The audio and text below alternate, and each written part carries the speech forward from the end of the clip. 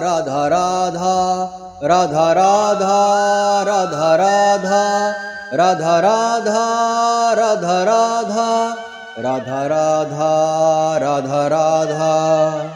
सूत जी शौनकाद ऋषियों के प्रश्न से बहुत ज्यादा प्रसन्न हो गए, क्योंकि यह प्रश्न भगवान श्री कृष्ण के बारे में था और मनुष्यों के कल्याण के लिए था। इसलिए सूत जी बहुत ही ज्यादा प्रसन्न हो गए।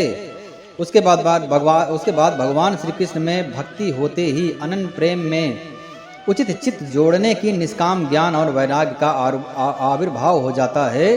इसलिए यह प्रश्न जो है भगवान श्री कृष्ण से जुड़ा हुआ था। निश्चय ही यह भक्ति बढ़ाने वाला प्रश्न था। इसलिए सूत जी बहुत प्रसन्न हो गए। धर्म का ठीक ठीक अनुष्ठान करने पर यदि मनुष्य के हृदय में भगवान की लीला कथा के प्रति अनुराग का उदय ना हो तो वह एक श्रम होता है। अभी यहाँ पर बताया गया है ना कि सवै पुंसाम परो धर्मा यतो भक्ति। यदि कुछ भी कार्य कर रहे हो उससे भगवान के प्रति भक्ति की उत्पत्ति नहीं हो रही, यदि श्रीमद् भागवत महाअमृत का पान भी कर रहे हो, प्रवचन करता यदि प्रवचन दे रहा है, श्रोता यदि सुन रहा है और उस प्रवचन को सुन करके श्रोताओं के हृदय में भक्ति की उत्पत्ति नहीं हो रही, भक्ति का संचार नहीं हो रहा है, तो यह जो है संपूर्ण 7 दिन का जो कार्य हुआ है यह एक श्रम मात्र है और कुछ नहीं है, अर्थात निरर्थक। इसका कुछ जिस अर्थ से, जिस भाव से, जिस उद्देश्य से यह श्रीमद् भागवत कथा अमृत का सप्ताह यज्ञ किया गया था, अनुष्ठान उसका, वह पूर्ण नहीं हुआ, क्योंकि इससे इसके फल स्वरूप भक्ति की उत्पत्ति ही नहीं हुई ना, भक्ति का आगमन ही नहीं हुआ। अभी हम लोग जब आत्मदेव जी ने कथा भागवत श्रीमद् भागवत अमृत का कथा का प्रारंभ ही किया था, प्रारंभ से पहले ही भक्ति अपने पुत्र ज्ञान और वैराग्य को लेकर के भी वहां प्रकट हो गई थी। ठीक है, तो इस प्रकार का जो है माहौल, इस प्रकार की जब भागवत कथा का प्रारंभ करना चाहिए तो पूरा भक्ति में माहौल बनाना चाहिए, संतों को बुलाना चाहिए, जितने भी योगी हैं, जितने भी योग्य हैं, सबको बुलाना चाहिए, भगवान का आवाहन करना चाहिए, समस्त ऋषियों का आवाहन करना चाहिए, तब जाकर के भक्ति की उत्पत्ति होगी। और जो प्रवक्ता है उसको उतना ज्ञान होना चाहिए, क्योंकि श्रीमद् भागवत कथा व्यास की गद्दी पर बैठने वाला उसको उस तरीके का ज्ञान होना चाहिए। इतना तो ज्ञान होना चाहिए कि जो श्रोता है उसके संशय का निवारण कर सके और उसके मन में भक्ति का दीपक जला सके। इतना तो ज्ञान होना ही चाहिए। नहीं तो सत्संग कर लो ठीक है, लेकिन व्यास की गद्दी को नमस्कार करना ही उचित है। उतना ज्ञान नहीं है तो समस्या है। धर्म का क्या फल होता है? यदि कोई भी प्राणी धर्म के अनुसार कार्य करता है तो धर्म का ठीक ठीक अनुष्ठान करने पर यदि मनुष्य के हृदय में भगवान की लीला कथाओं के प्रति अनुराग का उदय ना हो तो वह एक श्रम ही होता है। धर्म का फल है मोक्ष। यदि धर्म के अनुसार कार्य कर रहे हो, श्रीमद् भागवत कथा अमृत का पान कर रहे हो, तो निश्चय ही उसका फल है मोक्ष। उसकी सार्थकता अर्थ प्राप्ति में नहीं होता है। धर्म जो है उसका मुख्य उद्देश्य होता है मोक्ष प्राप्त करना, पैसा प्राप्त करना नहीं होता है। अर्थ केवल धर्म के लिए ही किया जाता है। पैसा यदि है उसका उपयोग धार्मिक कार्यों के लिए किया जाता है। धार्मिक कार्य क्या होता है? आजकल तो बहुत सारे ट्रस्ट खुल गए हैं, वृद्धाश्रम लोग खोलते हैं, जानवरों के अपंग हो गया है उनके खान पान के लिए उचित व्यवस्था किया जाता है, बहुत सारे ट्रस्ट है। तो उसी प्रकार से पैसे का सदुपयोग जो है धार्मिक कार्यों के लिए किया जाए तो निश्चय ही वह धार्मिक कार्य उस मनुष्य को मोक्ष प्रदान करने के लिए योग्य होगा।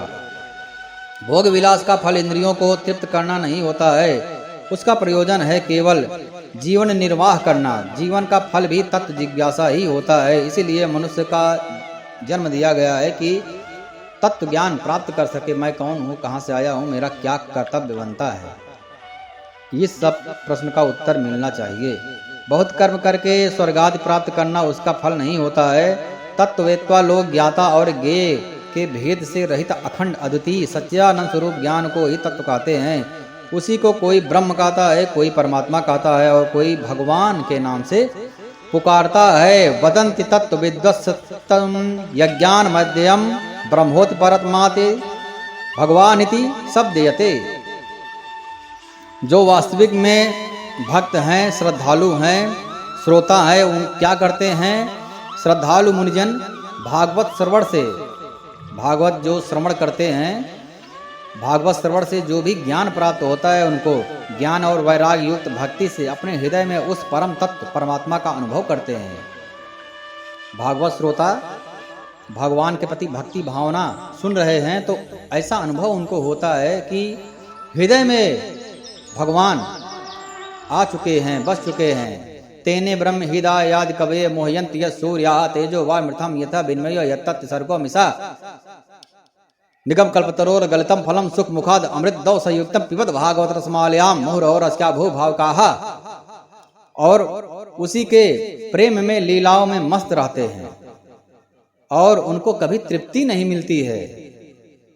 शौनकादि ऋषियों यही कारण है कि अपने अपने वर्ण तथा आश्रम के अनुसार मनुष्य को धर्म का अनुष्ठान करते रहना चाहिए। उसकी पूर्ण सिद्धि इसी में है कि भगवान प्रसन्न हो।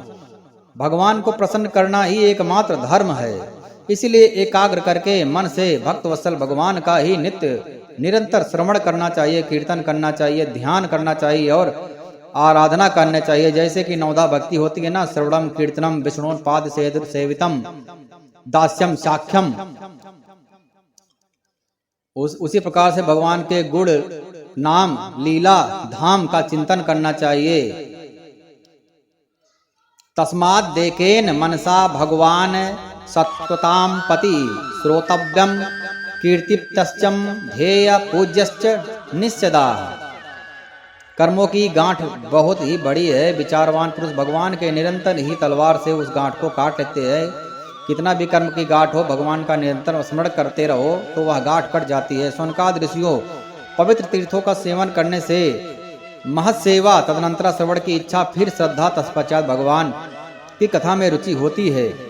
इसलिए तीर्थाटन अवश्य करना चाहिए। भगवान श्री कृष्ण के यश का श्रवण कीर्तन दोनों पवित्र करने वाला है। वे अपनी कथा सुनने वालों के हृदय में आकर के स्थित हो जाते हैं। श्रवणात् स्वकथाम कृष्ण पुण्य श्रवण कीर्तन हृदयंता स्थो भद्राणि विधुनोति सुहितस्ताम। सबके हृदय में आकर के जो भी श्रवण सुनने की इच्छा है सच्चे मन से, उनके हृदय में आकर के भगवान श्री कृष्ण बंदी हो जाते हैं। भगवान श्री कृष्ण संतों के नित्य सुहृद हैं। जब श्रीमद् भागवत अथवा भगवत भक्तों के निरंतर सेवन से अशुभ वासनाएं नष्ट हो जाती हैं, तब पवित्र कीर्ति भगवान श्री कृष्ण के प्रति अस्थायी प्रेम की प्राप्ति होती है। तब रजोगुण और तमोगुण के भाव, काम और लोभादि शांत हो जाते हैं। चित्त इनसे रहित होकर के सत्य गुण में स्थित एवं निर्मल हो जाता है। इस प्रकार भगवान की प्रेममयी भक्ति से जब संसार की समस्त आसक्तियां मिट जाती हैं, हृदय आनंद से भर जाता है, तब भगवान के तत्व का अनुभव अपने आप हो जाता है। हृदय में आत्मस्वरूप भगवान का साक्षात्कार होते ही हृदय की ग्रंथियां टूट जाती है, सारे संदेह मिट जाते हैं और कर्म बंधन छीड़ हो जाता है। इसी से बुद्धिमान लोग नित्य निरंतर बड़े आनंद से भगवान श्री कृष्ण के प्रति प्रेम भक्ति करते रहते हैं, जिससे आत्म प्रसाद की प्राप्ति हो जाती है। भगवान के 3 गुण है। सब लोग कहते हैं सप्तम रजस्तम इति प्रकृते गुणास्तय युक्तः परः पुरुषः एकः इहास्तु धत्तय। भगवान श्री कृष्ण के 3 गुण होते हैं, सत्य, रज और तम। इनको स्वीकार करके इस संसार की स्थिति, उत्पत्ति और प्रलय के लिए एक अद्वितीय परमात्मा ही विष्णु, ब्रह्मा और रुद्र, ये 3 नाम ग्रहण करते हैं। फिर भी मनुष्यों का परम कल्याण तो सत्य गुण स्वीकार करने वाले श्री हरि से ही होता है। श्रेयासी तत्र खलु स्वतनो निराम इष्यु। जैसे पृथ्वी के विकार लकड़ी की अपेक्षा धुआं श्रेष्ठ है और उसी से श्रेष्ठ है अग्नि, क्योंकि वेदोक्त यज्ञ यागाद के द्वारा अग्नि सद्गुण देने वाला है। वैसे ही तमोगुण के रजोगुण श्रेष्ठ है और रजोगुण से सत्गुण श्रेष्ठ रहता है, क्योंकि वह भगवान का दर्शन कराने वाला होता है। प्राचीन युग में महात्मा लोग अपने कल्याण के लिए विशुद्ध सत्यमय भगवान विष्णु की आराधना किया करते थे। अब भी जो लोग उनका अनुसरण करते हैं वे उन्हीं के समान कल्याण भाजक हो जाते हैं। जो लोग इस संसार से पार जाना चाहते हैं वे यद्यपि किसी की निंदा तो नहीं करते हैं, न किसी में दोष ही देखते हैं, फिर भी घोर रूप वाले तमोगुणी, रजोगुणी, भैरवाद, भूतपतियों की उपासना न करते हुए सत्गुणी विष्णु भगवान और उनके अंश कला स्वरूपों का ही भगवान भजन करते हैं। जितने भी अवतार हुए हैं भगवान विष्णु के ही अवतार हुए हैं। मत्स्य अवतार, कितने अवतार हुए हैं? मत्स्य अवतार हो गया, उसके बाद में 12 अवतार हो गया, वामन अवतार हुआ, नरसिंह अवतार हो गया, श्री राम अवतार हो गया, कृष्ण अवतार हो गया। इसके अलावा भी बहुत सारे अवतार माने गए हैं। भगवान बुद्ध भी उनमें से हैं, 24वें अवतार में माने जाते हैं। तो जब जब आवश्यकता होती है भगवान अवतार लेते रहते हैं। इसके अलावा परशुराम अवतार भी है। तो भगवान श्री कृष्ण का महत्व बताते हुए प्रथम स्कंद के मंत्र नंबर 27, 28, 29, 30 अध्याय 2 में दिया गया है कि वेदों का जो तात्पर्य है वह भगवान श्री कृष्ण ही है। वेद के रूप में भगवान श्री कृष्ण ही विराजमान रहते हैं। वासुदेव परा वेदा, वासुदेव परा मखा, वासुदेव परा योगा, वासुदेव परा क्रिया।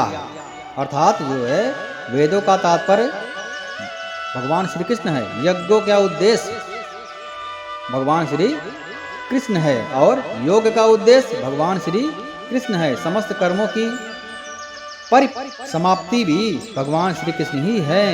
वासुदेव परामखा, यज्ञ जो है, यज्ञ का उद्देश्य क्या है? भगवान श्री कृष्ण की प्राप्ति करना। वेद का उद्देश्य है भगवान श्री कृष्ण और योग का उद्देश्य भगवान श्री कृष्ण। और जितने भी कार्य हम लोग करते हैं उस कोई कार्य का उद्देश्य भी भगवान श्री कृष्ण की प्राप्ति ही करना है। ज्ञान से ब्रह्म स्वरूप श्री कृष्ण ही प्राप्ति करना है। तपस्या, वासुदेव परम ज्ञानम, वासुदेव परम तपः, वासुदेव परो धर्मो, वासुदेव परागति। तपस्या श्री कृष्ण की प्रसन्नता के लिए ही की जाती है। श्री कृष्ण के लिए ही धर्मों का अनुष्ठान किया जाता है और सब गतियां श्री कृष्ण में ही समा जाती हैं। यद्यपि भगवान श्री कृष्ण प्रकृति और उनके गुणों से अतीत हैं, फिर भी अपनी गुणमयी माया से जो प्रपंच की दृष्टि से है और तत्व की दृष्टि से नहीं है, उन्होंने ही सर्ग के आदि में इस संसार की रचना की है। बहुत ही सुंदर मंत्र है। प्रथम स्कंद के 2 अध्याय का मंत्र नंबर 28 और 29 बहुत ही ज्ञानवर्धक है। जरूर इसको पढ़ना चाहिए, समझना चाहिए। वासुदेव परा वेदा, वासुदेव परा मखा, वासुदेव परा योगा, वासुदेव परा क्रिया, वासुदेव परम ज्ञानम, वासुदेव परम तपा, वासुदेव परो धर्मो, वासुदेव परागति। अर्थात जो भी हम कार्य करते हैं, पढ़ते हैं, लिखते हैं, वेदों का अध्ययन करते हैं, योग करते हैं, क्रिया करते हैं, ज्ञान प्राप्त करते हैं, तपस्या करते हैं, धर्म करते हैं और भी कुछ करते हैं, उसका मुख्य उद्देश्य भगवान श्री कृष्ण को ही प्राप्त करना है। और जो कुछ ज्ञान में, कर्म में, धर्म में दिया गया है भगवान श्री कृष्ण ने ही, भगवान श्री कृष्ण के ही रूप में दिया गया है। ऐसा मानना चाहिए कि भगवान श्री कृष्ण ही उसमें प्रस्तुत हैं। जैसे भगवान श्री कृष्ण श्रीमद् भागवत महापुराण में अंतर ध्यान होकर के भागवत महापुराण के रूप में ही परिणत हो गए। स्वयं श्रीमद् भागवत महापुराण भगवान श्री कृष्ण ही हैं। उसी प्रकार से जितने वेद, ज्ञान, धर्म, कर्म सब कुछ भगवान श्री कृष्ण ही है और उन्हीं के लिए किया जाता है, किया जाना चाहिए। एक उदाहरण दिया गया है। अग्नि तो वास्तुतः एक ही है, परंतु जब वह अनेक प्रकार की लकड़ियों में प्रकट होती है तब अनेक सी मालूम पड़ती है। वैसे ही सबके आत्मस्वरूप भगवान तो एक ही हैं, परंतु प्राणियों की अनेकता से जैसे जान पड़ते हैं। जितने अनेक प्राणी है सब में अलग अलग भान पड़ते हैं, लेकिन वास्तव में वह अग्नि तो एक ही है। बहुत सारे लकड़ी है, जंगल में अनंत लकड़ियां है। अभी आग लगा तो अनंत आग समझ में आएगा, यहाँ जल रहा है, वहाँ जल रहा है, ऊपर जल रहा है, नीचे जल रहा है, लेकिन अग्नि तो एक ही है। उसी प्रकार से जितने जीव हैं, इंसान, बच्चा, घोड़ा, बिल्ली, गधा, पशु, पक्षी, शेर, सबके अंदर जो अग्नि स्वरूप रूपी चेतात्मा रूपी परम परमात्मा तो एक ही हैं, भगवान श्री कृष्ण। वही भगवान श्री कृष्ण ही संपूर्ण लोकों की रचना करते हैं और देवता पशु पक्षी मनुष्य आदि योनियों में लीला अवतार ग्रहण करके सत्गुण के द्वारा जीवों का पालन और पोषण करते हैं। ओम नमो भगवते वासुदेवाय नमः। ओम कृष्णाय वासुदेवाय हरे परमात्मने प्रणता क्लेशनाशाय गोविंदाय नमो नमः। इति श्रीमद्भागवते महापुराणे पार परमहंस्याम संहितायां प्रथम स्कंदे